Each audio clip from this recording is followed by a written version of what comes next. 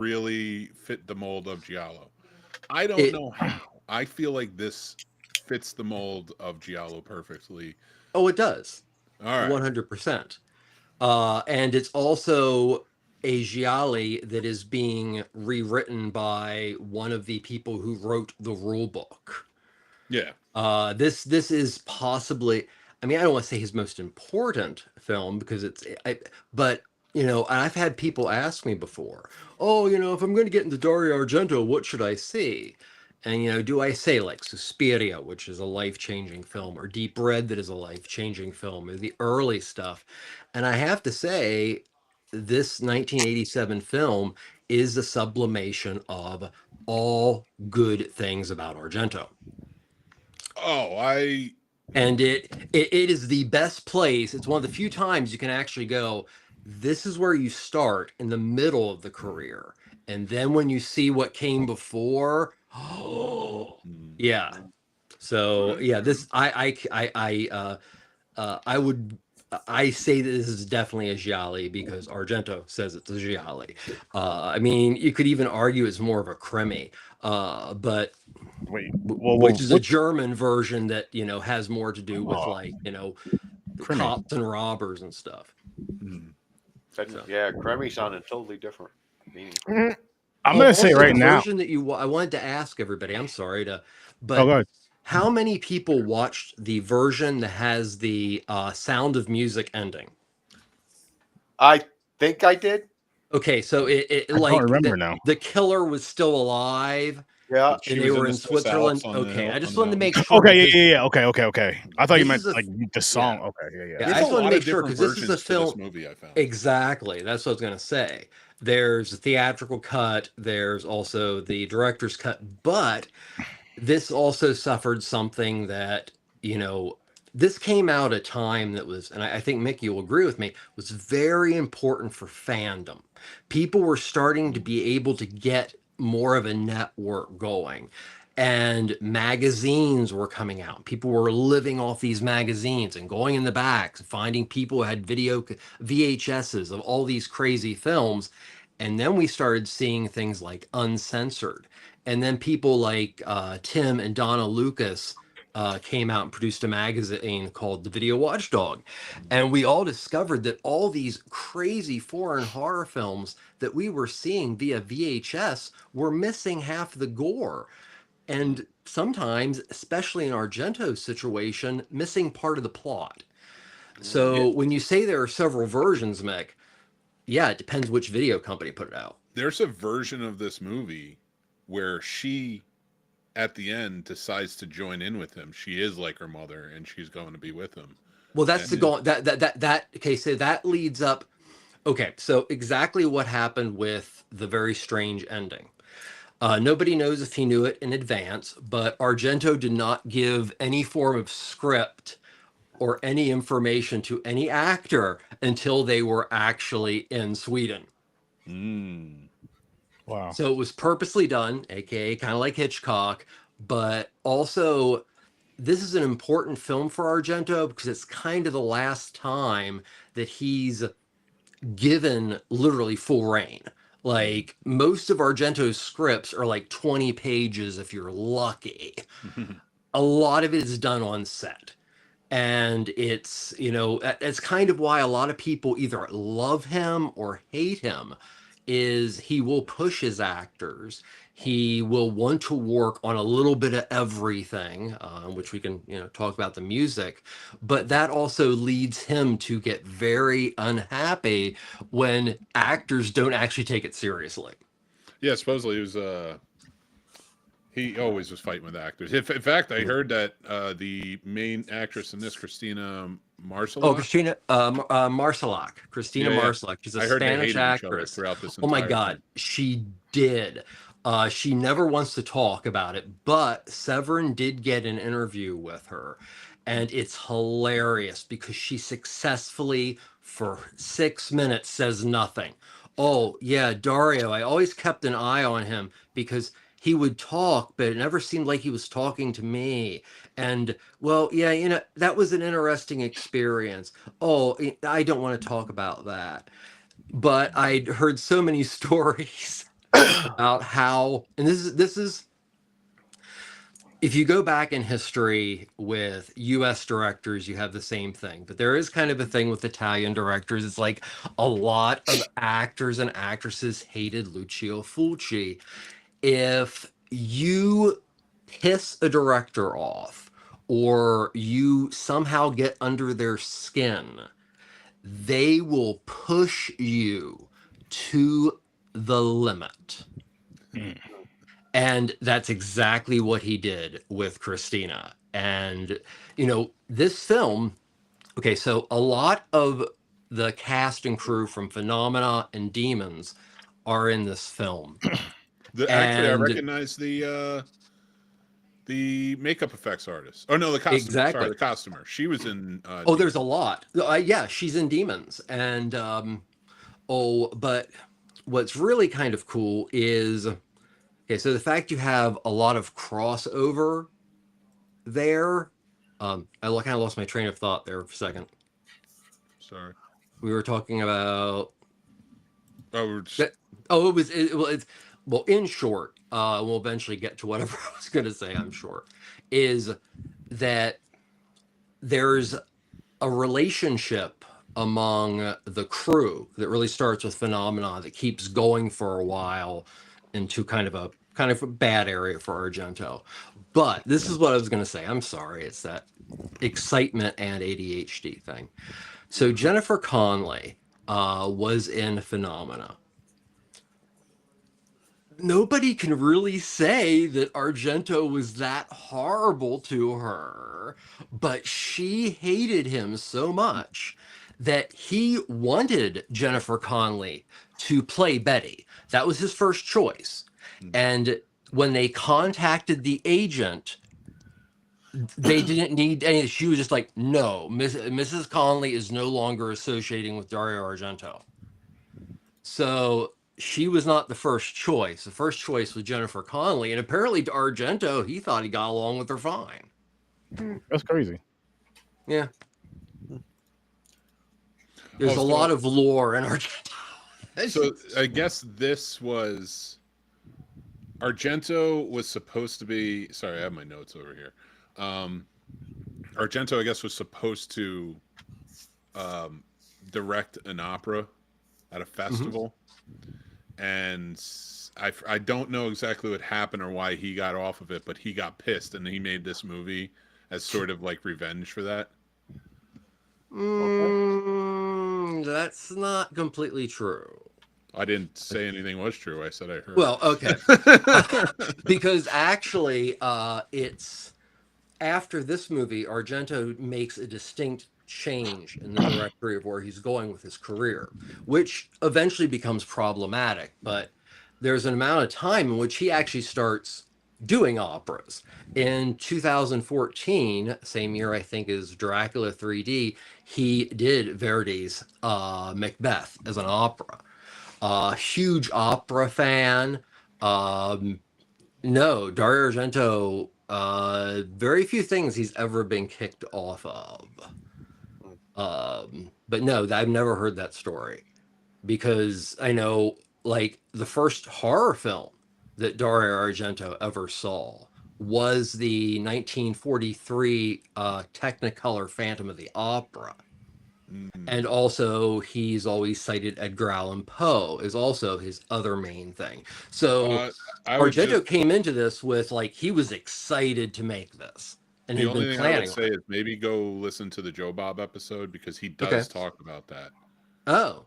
And okay, I didn't. So I just like, so like maybe there's a backstory there that I could see him knowing. You know what I mean? Like only him, because he knew the guy. But I guess there was something in that situation. Also, I guess the one who played the agent was his first girlfriend. Oh, Daria Nicolodi, yeah. And they had broken up, so she feared the entire time he was going to try and kill her. Okay, he's overstating this. He's way overstating this. Okay, so the controversy that started with Daria and Dario came with Suspiria and came with writing and who had the rights and all that kind of stuff. And yes, Daria Nicolodi, about 2 months before she died, had started kind of losing her facilities. She had reached out to a lot of people who had said she was just like unloading things.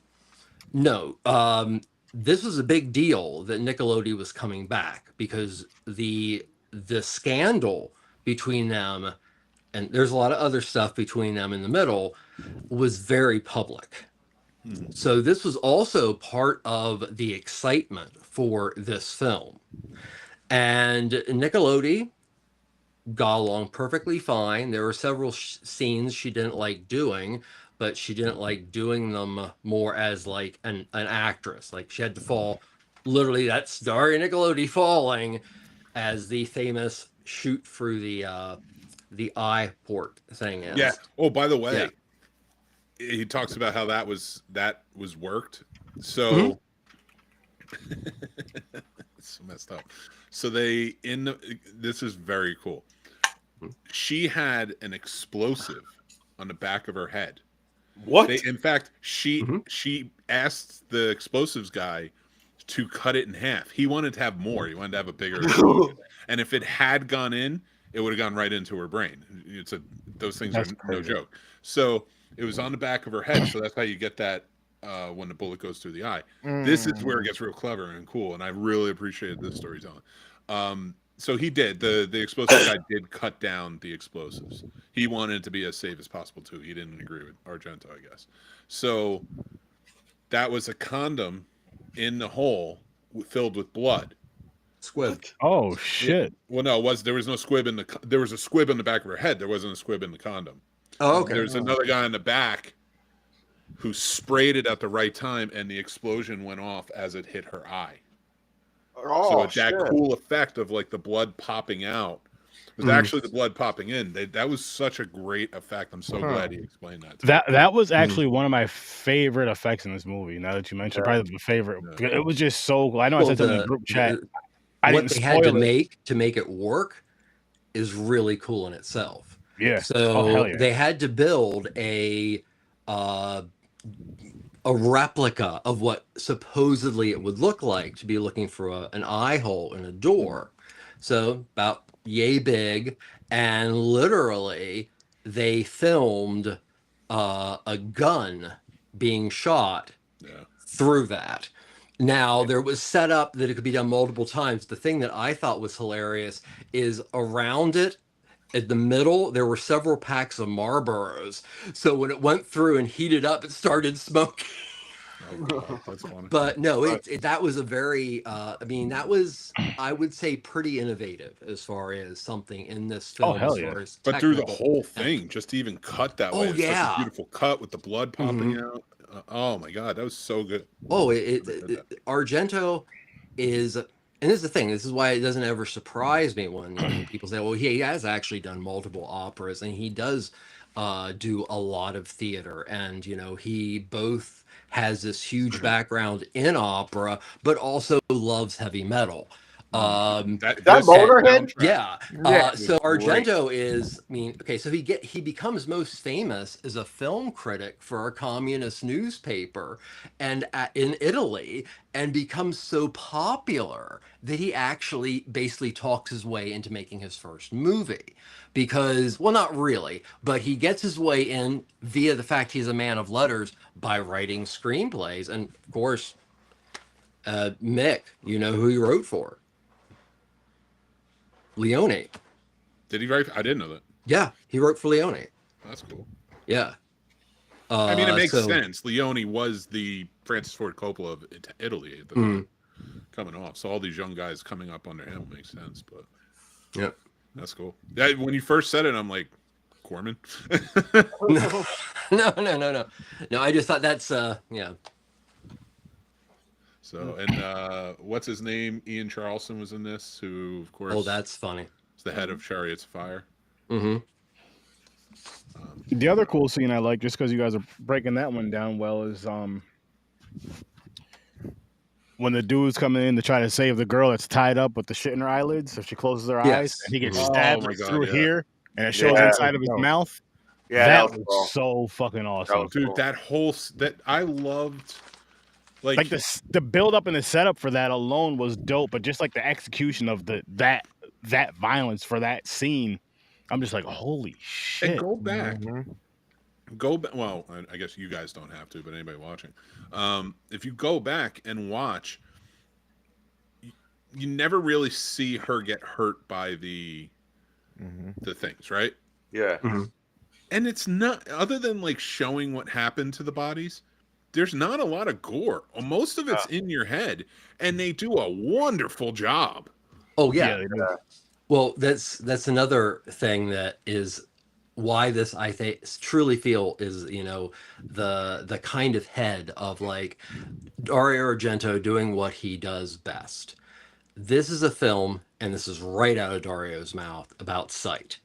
And it is very much it's very much a postmodern film and the end of postmodernity, but it's also a film that is making the character and making you watch the murders, because what has he been doing since day one? Making you watch the murders. It's all about sight, it's all about perception. But we're not really watching the murders. That's the crazy thing. Like, but in his other movies, we very much are. Like, there's no like. But eyes are so important, and it's the act of sight that we're talking about. It's the act of sight. And like her intensity in those scenes, like her eyes are fantastic. She plays it well. All I'm praising is the idea that like a guy who is primarily known for the gore and a lot of blood and focusing on, he made a movie where like you feel like you're watching all of that, and you're really not. Yeah, but it's not that type of movie. I mean, the two scenes we did bring up, though, they did, like, for the gore and the blood, they did stand out. You're right, there wasn't like a whole lot of it, but it did like really, you know what I mean? Like those two scenes really stood out. But they were done so freaking awesome though. Like I've never, both those scenes, I've never seen anything like that. I've never seen anybody get stabbed through like right here that I can remember. And then through the mouth. Getting stabbed through here, yes, you've seen that. But then the clear shot inside the mouth. You may see something you may see something in the mouth. I think this is some of his best gore. It's usually like a further shot away. You know what I mean? Like the shot's not so close up, like inside. It felt like the camera was damn near in the mouth with the knife. Well, you seen the knife going, when the blade went through. And I was like, holy shit, that is fucking cool. That is, that's like a storytelling thing in itself. I mean, I mean, Argento's use of red or any colors really is just fantastic, and that blood, especially who was that Will McNamara's character in the beginning, Stefano. When he gets stabbed right here, I'm not taking away from the idea that it's a bloody and it is gory, but let's think about how many horror movies, even in that decade, like this one, I would put up more in tone with Halloween or The Strangers, Event Horizon, stuff like that. The stuff that psychologically is tearing you down, because most of the violence in this film is like quick cut or far away, or when she gets shot in the eye, it's still like you see the remnants of blood, but you don't really see much. It's a sumptuous, like, and I don't know, that is a horror element that is like we don't see as much anymore. Like I think now more and more we're starting to see it. Like folk horror really does a lot with that. But I really appreciate that. I don't mean to gush over it so much. And this isn't my favorite Argento movie by any means, but I like this shit a lot. Oh, I like this a lot. But I don't remember all of them. I know Suspiria. Oh, Deep Red. Well, considering, I will agree with Mick, and this is why I also think this is the best place for anybody to start with Argento. Is it all works really, really well. Yeah. So. And honestly, like watching this and like going into it and listening to Joe Bob spiel again, having seen it when I was 17, I don't remember everything. I do remember the nails, and that always freaked me out. But I always remember seeing it. I always remember it hurting her, making her bleed. I always remember like a lot more violence in this. And I guess I'm associating a lot of other Argento movies that I watched at the time. But rewatching it in my 40s and seeing like how much nuance there is to this, every little decision and stuff. And I'm not like, again, Argento has his flaws, but the fact that he can come in and make something so different from like what he normally makes, like just had me have like a whole new appreciation for it. Well, even though you hear a lot of bad things, a la Dario Nicolodi and that issue, and that is a really messed up issue, Dario actually, like a lot of directors, a lot of classic directors, if he gets along with you, he is awesome to collaborate with. A good example, and we can talk later about the music, but Claudio Simonetti, or the fact that Franco Ferreri, who started working with him roughly around Phenomena, got along so well with him and worked hand in hand and co-wrote. They worked together up till I think The Card Player, and possibly I think right before he did Dracula 3D. So, the collaborative process is so important to Argento, but I think Argento, as a director and a person, if he feels you are not connecting with him, he could become an asshole. Let's be honest. Oh, I've heard. The stuff that he put Christina Marsalak through was horrible. That end scene where you think, well, actually, one of the cuts ends as that room burns down. I think I didn't. That's why I asked, because that's actually a cut that floats around the world quite a bit. But that was shot outside, and it was created a room, and literally, like when she's getting in there, getting that key in the fire, and you see she was going to get burnt if she stayed there any longer. Yes. It was, and what she did say, because she is open about the fact that that was a horrible thing to do, is that she was so scared that she just wanted to get it over with, and it was Dario thought was the best thing she ever did. I'm not gonna lie, she was not a great scared actress. a damn good performance out of her. Yeah, that was the best performance in this movie out of her. Like she doesn't give off much. There's no actual real change for her. So like she's not a great leading lady in this. It's the mystery that's surrounding it that I think is just so enjoyable. She is the conduit to get us to the next thing. Yes. And I didn't like that. I thought that was poorly written. Or for Asia Argento to grow up enough. So yeah, it's just one of those things where it's like, I don't know. I wish she had, like, maybe somebody better was cast in the role. I feel like somebody who could have added more emotion to it. She was definitely the biggest flaw to it for me. Yeah, I didn't dislike her though. Like she had a charm.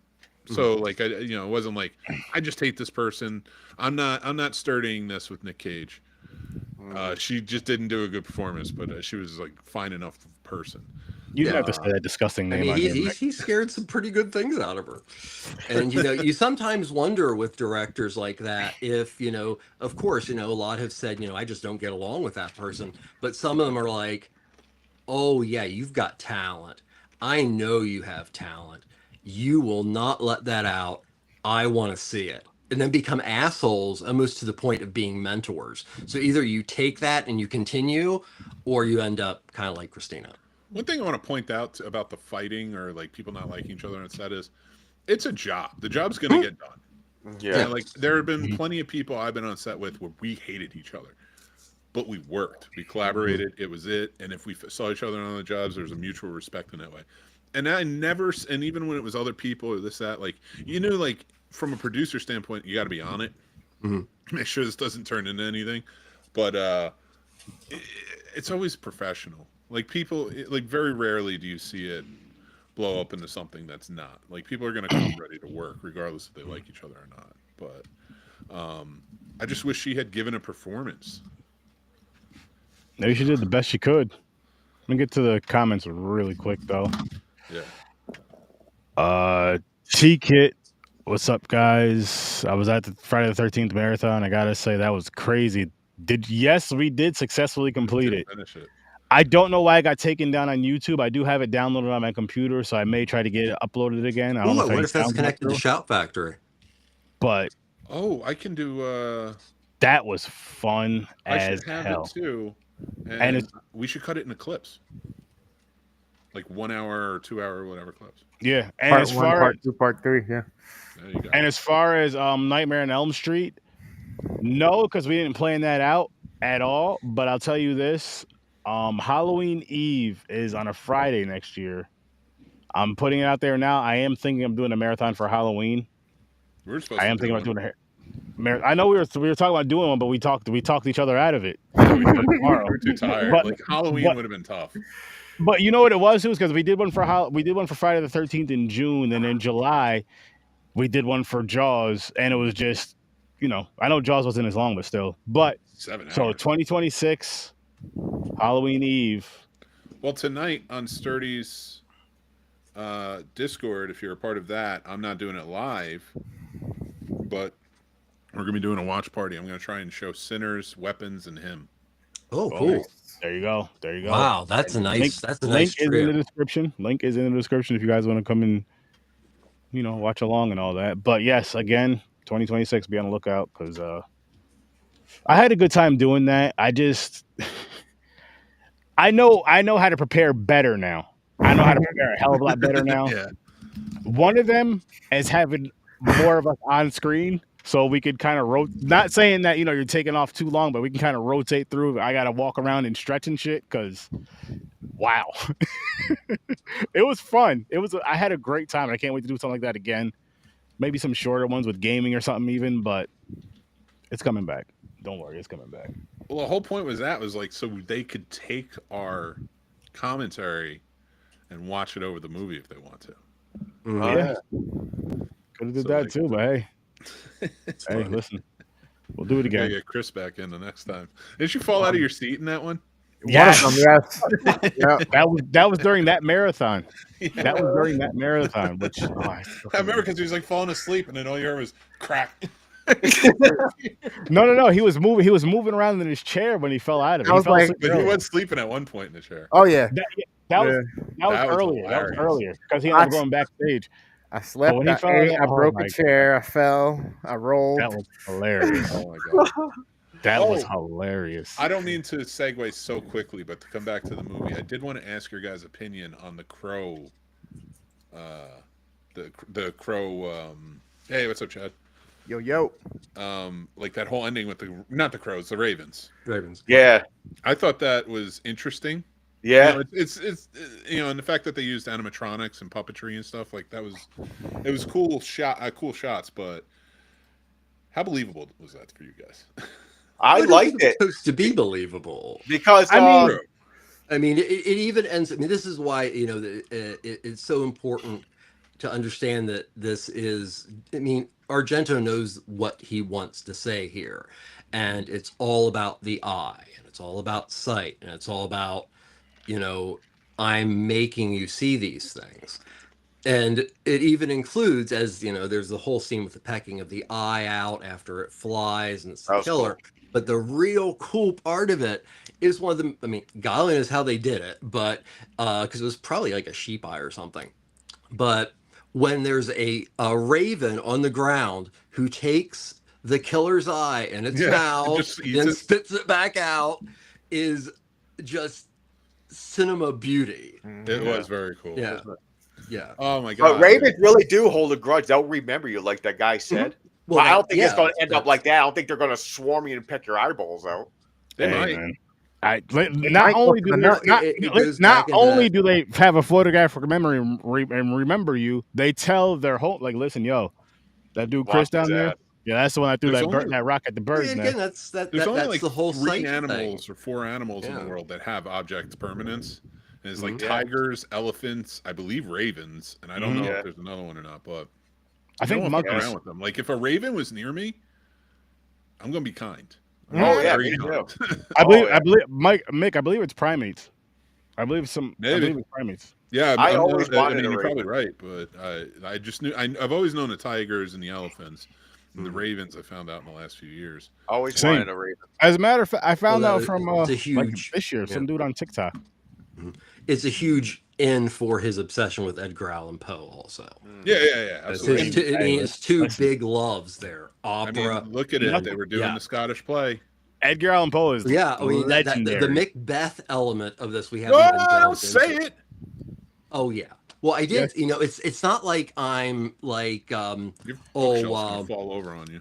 you know, it's not like I tell Denzel Washington he was so wonderful and whatever, and then have Will Smith beat the shit out of me. Yeah, listen, it happened. You don't It know. happened. It You don't know. literally happened. You And don't know what's going also to the happen to you year tonight. after this, at the Metropolitan Opera, a person jumped from the balcony and hung themselves. And Damn. it was The Three Witches, a Shakespeare You play. don't say it. You It's say true, the Scottish 100%. play. You don't say the The words. Scottish play. That's interesting. But no, that's you know, it's That's my is theater there really any background. truth there? No, but you're looking at a piece of work that has probably over time been one of the most popular of Shakespeare. Shakespeare's work has been around so long, and if you do it that many times, and theatrical is theatrical, a lore starts. And yeah, I mean, if you imagine the number of times in history there have been versions of Macbeth. There was like on that show, Oh, too, wait, on I the shouldn't Joe say Bob that. show, he actually said the word, and then he was like, no, you can't say it. And why'd you have to go and say it? That's like my I don't know. I mean, okay, Titus Androgynous is my favorite, but I'd say that the other one's my favorite. I love you. I'm not a Midsummer Night's Dream kind of guy. Fair enough. I've been the ratings real quick, gents. Oh yeah. I gave this one an 8. I had a really good time with it. I enjoyed the story of it. The pace wasn't bad for me, really.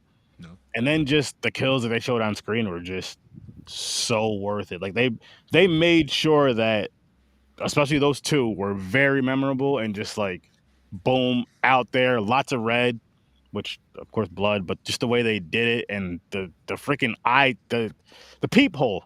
The peephole was just. Listen, be careful looking through peepholes. That's all I'm gonna say. No. That's all I'm gonna say. But I gave this an 8. How about you, James? Solid movie. I enjoyed it too. The beginning, I was a little iffy because there was a lot of opera singing in the beginning. I'm like, oh no, am I watching a real fucking opera here? I'm like, tell me it's not beautiful though. Yeah, it is. But my problem with it, I don't know what the fuck they're saying. It's well, also that the one we won't say the name is also in Shakespeare's work, the one that has been done in avant-garde in different ways the most, because this is a production of, you know, what I would say, MMAC. Yeah. If you ever want to give a chance to opera, is go find out what story they're doing, go on Wikipedia or something, and read the story. Oh, okay. Find the whole story out and then listen to it, and then you can attribute what parts are going where. Okay. And I think you'll find like a beauty in it. And okay. I would say with albums too. Voices. It's just I don't know what they're saying. It's like they drag out everything, and I'm like, what did they just say? Is this Latin? I'm like, where are they singing? What's going on? But anyways, what country they're in. Yeah. But anyways, solid movie. Great, like the people, like you said, the great kills. The eye thing reminded me. I was like, I'm not 100% sure. I was like, did Saul get that from this? Did Saul do that with the nails in the eyes? I'm sure they did something with the eyes. Something. Yeah, so I mean, I would say if anybody got the eye thing from somewhere, it was from this Clockwork Orange. All right, well, that's it. It has been brought up before. You know, that was probably an inspiration. But you know, as I said, his main thing is sight. But yeah, trust me, he was also. I mean, this is a guy that was consuming amazing amounts of music, amazing amounts of movies, literature. Yeah, I'm surprised Dario's alive because he basically never slept. So you know, Dario does know what's going on around the world. He has a bookstore in Rome too called Profondo Rossi after his first movie. Yeah. And guess who is the clerk that works there? Oh, Luigi Cozzi. Ozzy, who made Contamination. And Profondo Rosso actually was about the 5th. Burn on Crystal Plumage was first. Oh, was that his first? Okay. Yeah. So, James. Yes. Rating, I'm giving it 8. It would have been higher, but a couple things, minor things that bothered me. I knew it was the cop. quick. Because he was outside her dressing room. Yeah, no, I mean, they get to me, they gave it away, but I'm going to give them credit. They did trick me a little bit because there was a certain scenes where they show her emotional face, like, and that brain thumping, boom, boom, boom. I'm like, is she going to be the fucking killer? She kills him and ties herself up and thinks it's two different people. Unfortunately, it was Mummy. So I was like, interesting. Then it got me. I was like, no, it was the cop. I'm like, okay, cool. But no, this movie's the cop from better. the beginning has no point and no use. Yeah, exactly. Like he's never really investigating what's going on. Yeah. So He's yeah, it only is there pretty every once in a while. obvious. But I think that in itself is kind of I think it's intentional. I like Can I just say, and I know why I did it, isn't that his kid, but when the entire time you're thinking the killer's hiding in her vents, and then the little girl just shows up. The little girl, and I'm just like, what a red herring. You used the killer as a red herring. How did you pull that one off, Dario? Too much cocaine at the time. Hey, listen. Yeah, I guess so. Trevor, what do you give this film? I'll give this film a 9.5. It is not my favorite Argento film. My favorite Argento film is Profondo Rosso, or Deep Red, which also has so many cuts, but I highly recommend the longest one. This was my first taste of Dario Argento. I purchased it at a film convention. And it was also the first time I really learned that there was a whole element of cinema that was just getting cut to shreds, not just because of gore, not just because of nudity, just because it was too long. And that's where I also started making a lot of friends and contacting a lot of people, and would tape trade and all that kind of cool shit. So yeah, this is a film that has a very special place in my heart, and I literally lost count of watching this probably at about 25. And I don't mean the year, at 25, and I just have given up. It is a great introduction to Dario Argento. It really lets all the stuff kind of just hang out. And I also think it is the most successful film he ever had, but it also marks a change in him as a director. And there are several films after this, Trauma, Sleepless with Max von Sydow, even Card Player and Sindel Syndrome are okay films, but this is the last Argento giallo horror that stands out. And that's why I'm giving it a 9.5. Nice. And it also, it's been part of my life for so long. And, you know, it also introduced me to Claudio Simonetti and Goblin.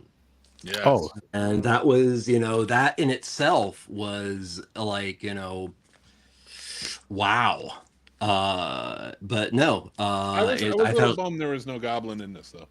Well, it is, but it can't go by the name Goblin. It's Claudio Simonetti, who was one. Yeah, of but the it wasn't. Like there's Sound great like music. Don't take me out of it. Like I love the music. Simonetti was going in a very different musical Goblin direction. we're used to. Yeah. So it was not, you know, I mean, of course, Goblin is known for its prog music, which literally, as they're recording their first album, they start having a relationship with Dario Argento, and they bring this prog sound to Italian horror, especially his films, but also ones for Fulci and numerous other films. That honestly, some of the best things is the truly bizarre prog sound. And a lot of people, the first time they've honestly heard Goblin is when they hear, they stumble upon the Italian cut of Dawn of the Dead, which I actually really like the Italian cut of Dawn of the Dead, but I really like the music. The music is amazing in that because Romero is using stock music to an extent. And also that yet again, and I'll shut up. This is one of those movies that, you know, it's been with my life for a while. So the beef thing between them, yeah, they didn't necessarily like whatever they did, But on the set of Two Evil Eyes, which was an anthology film that they both directed, a Edgar Allan Poe film, it was shot in Pittsburgh. It was shot at the same time. And Argento requested that they shut down the film for one day so he and George Romero could go see the Rolling Stones in Pittsburgh. Very cool. Wow. They got along really well. I'm going to cheap plug, but it was Sturdy who did it anyway. I did a Does It Suck? Oh, no, classic film review on Two Evil Eyes. Go check it out. It's got a little more in depth about the movie in my review, and that was one of Sturdy's picks from earlier this month. Nice. Which I think you should watch on the show. It's aged very well. Yeah. It's a possibility. That's a possibility. It sounds familiar. I might have seen it. What's your rating, good sir? Is that a foreign film? What type of film is it? Or who? It was a cross between America and foreign because it's Dario Argento. Collaboration. Okay. Collaboration between, but it was like $4 was really what was put into it. All right. Chris? What's your rating, man? I actually really enjoyed this. I agree that it should be the entry point. It hits certain strides with certain things that were great. The soundtrack was great. The only letdown was honestly the acting portrayal with some of the characters trying to oversell or undersell at times. Other than that, I really enjoyed this. Even my lady was sitting here with me, and when the scene with the knife in the neck and you see it coming out in the mouth, she was like, "Oh, damn!" I was like, yeah, and I was just like, ooh. I really had a good time with this one. I really did. So I'm giving this one an 8.5, just because, like I said, just a little letdown of the acting or whatnot. And what did you give this one, Mick? Or did you? I want to point out, because I really enjoyed this, and to sort of my own PSA for movies. If I watched this when I was 17, so like 1998. Don't lie. Remember that? Yeah. 91, 92 when Nirvana started, you know. Well, I always attribute my first foreign film I ever watched was I went to a film class with my best friend, and we watched Cinema Paradiso, which is still my favorite. But another Italian film, which is great, and I think everybody should watch. But I will say, because these were dubbed, I never considered them foreign films until later when I learned more. So like I watched a lot of dub stuff growing up, right? So very Americanized, especially the Godzillas we talked about and such. So I never really considered them foreign. But I started getting into Argento and Fulci because of, and I want to pay him a little tribute here. My buddy Mario in high school, who was a big he was a big freak, man. The guy who loved the metal and loved horror films and stuff, and he was unapologetic about it. I always appreciated him for that. Awesome. But years later, he brought Cannibal Holocaust around. That's what we saw. Argento, he got me into it. So, and I'm sorry it's a long-winded PSA, but he was also the guy who ran Mario Likes Movies, which is how I got into podcasting. So that's awesome. So now I get to review this one. Just so I want to say thank you to him. And I want to say, as somebody who is lifelong, pretty much, been worked in every aspect of film and filmmaking, and loves this and loves movies and loves talking about them. Revisit things as you get older. Oh, I do. Oh, yes. I have such a deeper appreciation for this movie now that I've seen it in my 40s, and an understanding of this movie, like a contextualizing that I get from this movie based on experience, which I didn't have at 17. So, I would often say that with a lot of movies, not just foreign, but revisit a lot of things that you may not have liked, and see if the context changes for you. Very much. Well, Mick, I just have to say thank you for saying all those things, because it brings me back to the whole fandom element. And it is, especially when, we didn't have the internet and everything. There was something about, just being able to find a friend or somebody and go, dude, you like that movie? You've got to see this. and we'd go out, rent it, and watch it, and like, oh yeah, and then move on to the next one, and the next one, and then find more people who are into movies and be like, you gotta see Cannibal Holocaust. And I miss that a little bit. I know it's out there and stuff. That's probably why I'm not very successful as a podcaster, because anyone you see on the TikToks and the Twitter spheres and the and podcasts and such, all of these movie guys who've never worked on a set and some have, don't get me wrong, there's a lot of good ones, or never been really movie critics and such, and it's fine to have opinions, but that's it. It's always a competition with those guys. Oh, well, you saw that at 9. I saw it at 7. Oh, you did. I found that. You can't even like. And I'm just like, shut the fuck up. That's why we called ourselves the Scene Snobs, because I'm tired of those people. But, like this is something that like I think showing appreciation to the people who got you into things. Mario showed that to me, because nobody in my high school, we're going to a Catholic high school. You think anybody really knew horror there? I was trying to get into it by going to the video store and learning, and just bringing things in. But then there were people who knew way more, and I love talking to them because they always shared that. I love watching Joe Bob and stuff like that to learn, because there was no IMDb. And that's why I fucking adore this stuff. And I remember when IMDb opened. That was so awesome. Oh, it felt so good. I used to read the book at the video store, the big old fat book that just had movie facts for fucking days. I used to carry the Molten around. As my best friend was ringing people up, eating the fucking cookie dough, fucking chocolate covered cookie dough. Mick. Learning. Did you do this? Rating. Every week. Shit. You got the TV guide. I'm gonna, what? Because I told that story, I was gonna be an 8. I'm gonna up it to a 9 for sentimental value. Here's another one I want to ask you. Yeah. So I was always carrying the books around and everything, but I didn't really care about anything in the TV guide except for in the back there were the movies, and there were just little really cool descriptions. And I remember even being young, staying up way too late to see something. One thing I will argue about with TV Guide, the artwork. Yeah, the artwork's nice. The artwork pretty was cool. They had original artwork for it. Oh, those were the days, man. Why can't we bring back days like that where there are actual people putting things to stuff? Yeah. There was actually artists in there. There was actually so much better, so much care.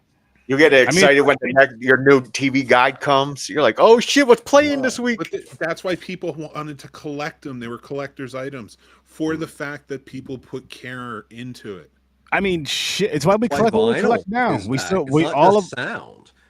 All of us collect something. Like all of us collect something that we grew up with, whether it be film, whether it be figures, whether it be shit. I'm getting back into Pokemon cards just because of watching a bunch of videos on YouTube and Reels, and I'm just like, gotta catch them all. That too. And I'm just like, I miss like playing the games on Game Boy. That's still my shit. Probably one of my favorite games of all time. But I'm like, I miss collecting the cards. I miss just having the cards and looking at them. And then I'm like, I see how cool this community is. And I'm like, So I'll find out there's an app that apparently you can just go through new cards on the app. And my daughter and son sometimes use it if they are in the mood for Pokemon, but they don't want to go out and buy new packs, or they don't want to spend the money on packs. It's literally just kind of a Pokemon flip. No, I would definitely at least to check up. I'll ask my daughter about it, and I'll find out the information. Please do. And just to add to my PSA, I encourage everyone here and any people watching who are listening who are creators. Do that. Stop trying to own it. Stop trying to be on top of everything. Stop trying to be the originator of everything, and just thank the people genuinely who helped get you into stuff.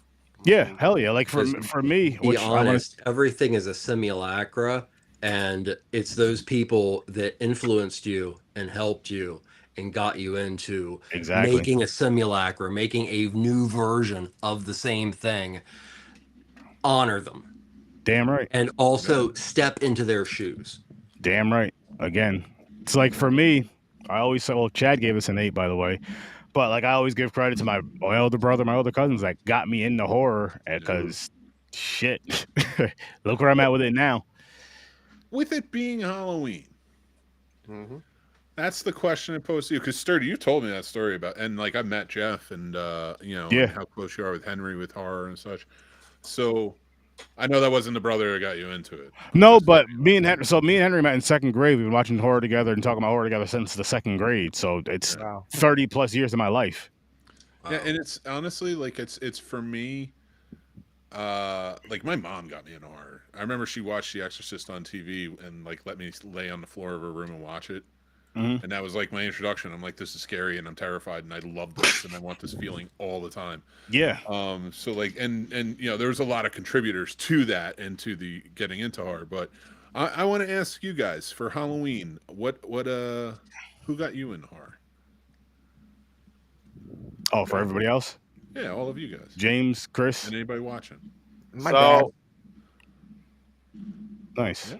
Well, tell us about your dad. How did he get you into horror? He put did on he chase you around with a chainsaw, or did he watch it with you? Tell us.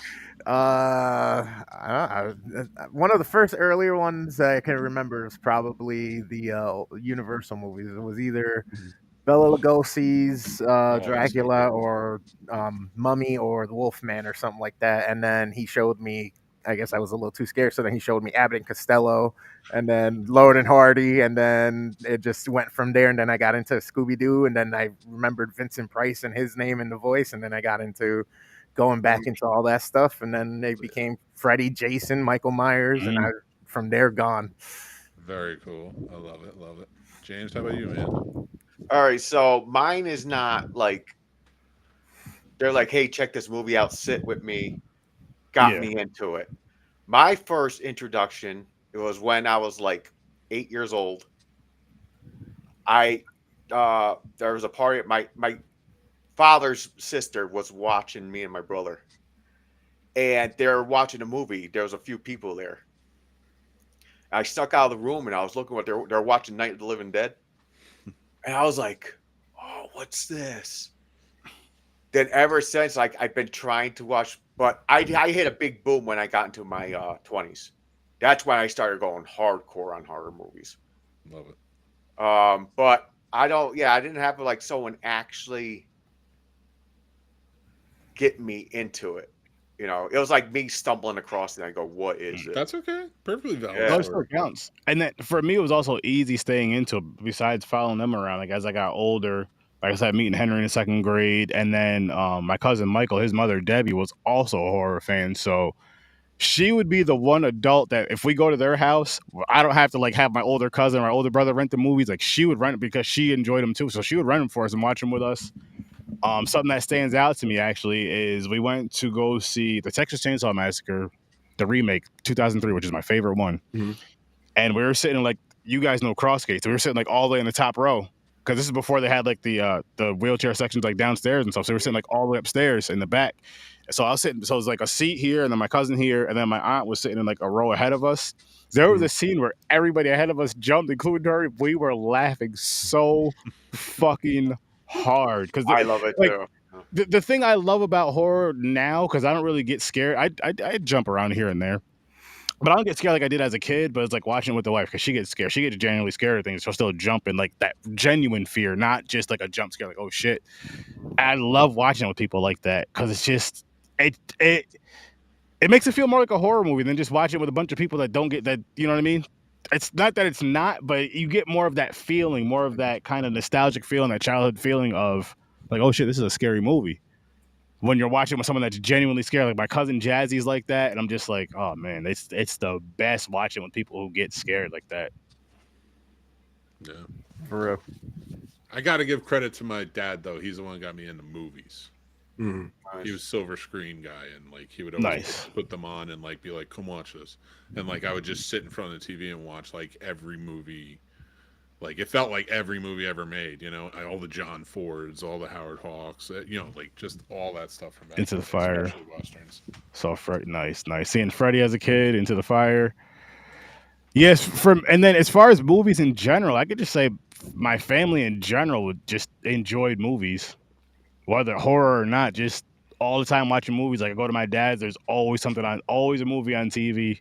That's a lot. Or like a lot of the black films I got, not the hood films, that was for my cousins and shit, but like the other ones. black film, and I'll say like a lot of black sitcoms and series and TV shows, like Sanford and Son, for example, was always with my dad. That was a good show.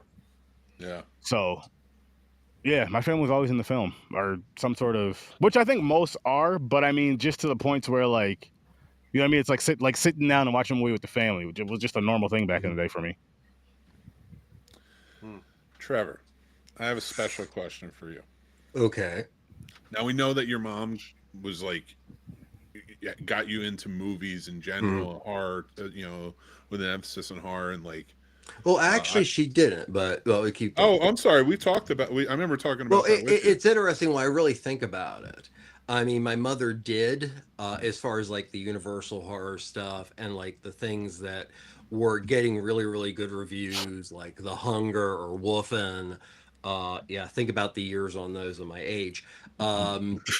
Yeah, so I was seeing these things and I had an appreciation of it, but my mother also very much was against like slasher films and things like that. So I apologize and I'll let you finish your question. I'm sorry. Oh, no. I was only going to say, like, because you graduated into that, though. You found it. And it started with those early ones. I want to hear about somebody, whether it be a passerby or something, that influenced either a movie or like a genre on you. Do you have some sort of story like that? I do. I love it. So I forget the year exactly, but I actually still have a program and I'm kicking my ass that I didn't go. I mean, my mother didn't do it. I just can't believe that. I could have seen Asimov, Bradbury, and Harryhausen all on a damn panel. That's just because I'm pissed about that from the past. But this also includes how I learned about John Woo and Chinese cinema outside of just my love the killer. I'm roaming around this famous Monsters of Filmland convention because I just want to go, I want to look at all the stuff. I want to see what I can buy. And I'm looking at one of the stalls, and these two gentlemen come up to me and they're like, "Well, have you seen that?" I'm like, "No." And like, "Well, that's so and so." And I'm like, "Well, that sounds familiar. Is that the killer?" Like, "Oh yeah, that's this is bullet in the head. You definitely don't want to do that. And then also you might want to get yourself full contact." Those two guys were Joe Dante and John fucking Landis, and I did not know it until my mother went, "Wow, did you see who they were?" I'm like, "No, just some guys are telling me about cool shit." So there, yeah, that was that's one from my past that I just go, wow. Yeah. That's pretty rad. I love that. Yeah. That's very cool, my friend. I do. I'm mad for you that you missed that panel, but that is. But that was just luck, and that's always okay. So this might be a bad thing.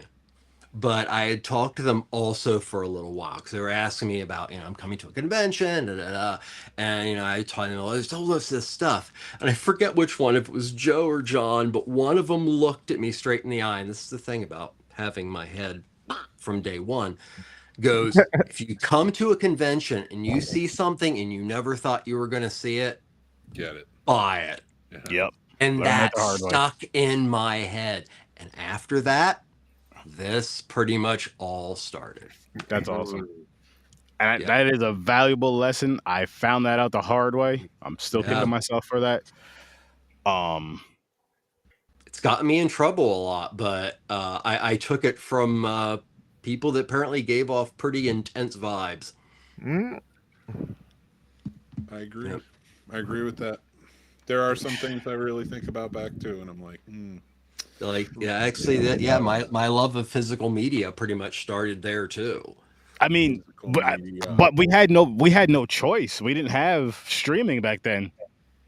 You know what I mean? That wasn't something we grew up with. That's something we were adult in our adult lives. Oh shit, you could stream, but physical media, you had to have physical media to watch everything you wanted to watch. You still do technically, but you know what I mean. And you end up buying copies that were copied off the television with the commercials cut out, and you just did what you had to do. There was a time that you had to see a movie in a movie theater. Yeah. There was other places to do it, but you weren't going to be able to do it in your home. I don't remember this, but I remember my parents having this 16 millimeter reel, and this was done on a lot of major films of the original Star Wars. And what they would do is they would take highlights of the movie, and they didn't even have sound sometimes. And you could buy one and put it on a 16 millimeter, 16 or 8, I forget, and you would show it on a screen in your home. And it was like a best of reel. But they did that for all kind of movies. So I even remember that element of movies. So then when the beta/VHS happened, whoa. And my mother flipped out. Like, we had to, the year the consumer grade came out. We're talking like this thing's like this, and it goes whoop. We had to have it. So yeah, I'm lucky enough that I almost remember as close to the advent of personal home video viewing of something that's already existing. As it's really cool. It also makes what's going on now in the internet, I mean, I'm gonna sound old, but overwhelming. Yeah. Overwhelming. Because I do so much work, back in the day to get a quarter of the information that I can get in an hour now. Yeah. That's true. I love that back in the day, popping the VHSs, going to the video store, looking at the square box A to cases, Z. trying to figure it out. But then, Oh, man, God. once DVDs came out, that's when I went deep in, because all the extra bonus features and extra deleted scenes, the bloopers, the commentary, man, I would watch them and sit there Aspect ratio. and over and over. I used to love it. Oh, I used to love it. I miss it. I was that pain in the butt that was like, thank God, finally more things are going to be released in Letterbox because it's scope. Yep, I was one of those guys. Repulsion. Ooh, yay! A very uplifting, light movie for the first week in November. What is next month's theme? Black and white. Black and white. That makes sense. Which this wheel was curated by our guy, the professor, Trevor. So there could be wild ass movies. What are the other ones? Oh, Man Bites Dog. White Reindeer. Let me see here. I think it was another folk horror film. Something Golem or Golem something. I believe. Der Golem. There we go. The only full silent Golem film that exists. Der Golem. Oh. Wow. Okay. I will also tell you this. You should tell him how much he needs to watch Night of the Lapis. Good movie. Great movie. Although I have to say, Food of the Gods is still my thing as far as crazy animal U.S. films. You said Night of the Labia? What? Lapis. Okay, that's probably an X movie. This involves rabbits. Okay. Lapis. So send me the movie cover when you get a chance. I'll check it out. Yeah. I mean, I'm sure there are films called that, and it's unfortunate that they don't think they're playing on Night of the Lepus, because that would be great. A bunch of porn actors going around, what are we going to do with this movie? I saw Night of the Lepus when I was a kid. It was awesome. Let's call it Night of the Labia. That'd be awesome, And I want to apologize that I've been, this is a very special, opera's a very special movie to me, so sorry if I've been over. Oh, no. You're good. This is what we're supposed to talk on podcast, man, and we were talking. Yeah. Trevor, we were talking about it backstage, but come on, pick it up. You gotta tighten it up a little bit. Hey, I actually set up some of my recording equipment this week to start making new shows. Good shit. Let's go. Let's get there. And I also got an Adobe Audition subscription, so I'm paying it too. Uploaded. Awesome. all of your picks, all my video reviews for your picks, and I cannot wait. I had to mix in a lot of crime drama this month with horror. Okay. So, but I got them in. And Drop that's it on in top of November? the new movies I've been watching. I'm so excited to see them. So Dropping in November. Nice. Yep, starts next week. With next week starts. Oh, now I'm gonna draw a blank. Onion Field? The first classic film review is Mean Streets. Oh, cool. I'm trying to. I forget it's not the Black Marble. The Black Marble's the second week. I can't remember which It's a fun one. little movie. Yeah. That's for you, Mick. Romero's Night of the Labia, produced by. Oh, nice. Remember to Smucker's stop by Dick. Sturdy's Discord tonight if you want to watch any one of the new top 2025. Dawn of the Dick. 2020. Dawn of the Dick? Is that what you just said? That's what I said. Yeah, I mean, if you have to think about if Night of the Labia does that well, you're probably going to need a sequel. So, I mean, that seems is pretty true. obvious. Yeah. That is true. But on Popcorn and Pints this Saturday, we will be discussing / reviewing Labias? a haunted Sorry. house. No, maybe a haunted house, and Evil Dead Part 2, and then we have a punishment because Mick Manhattan decided he didn't want to spend time with us last weekend. So we're gonna be doing the movie, The Neverending Story Part 2. Am I excited about it? Kind of. I don't know if I've ever seen it or I'm not. not. I have a feeling it's going to be horrible. You get to the see other two are Balfour funny. again. That's about it. Nick, put me on when you do. I'm all about it. That's fine. We can do a Heat episode because Heat 2 is coming. There you go. Also, it's Halloween. Stay safe. It is. Wear reflective clothing. You see, they're doing a remake of American Psycho with Robbie. I think Margot that's Robbie. awesome. Yeah. Oh yeah, I think she'll do a good Margot job. Robbie's playing it. Yeah. I'm down. check I it hope out. they have the chainsaw scene again. Nice. Yeah. Oh, I'm sure they will. I'm hoping I can get a chance to see Begonia in the theaters. Yeah, I this gotta check weekend. that out because I'm reviewing it next week. Yeah. This week's tomorrow. Oh man, tomorrow 400th. Yes, yes. Yeah. Snobs Live, 9 p.m. special time tomorrow.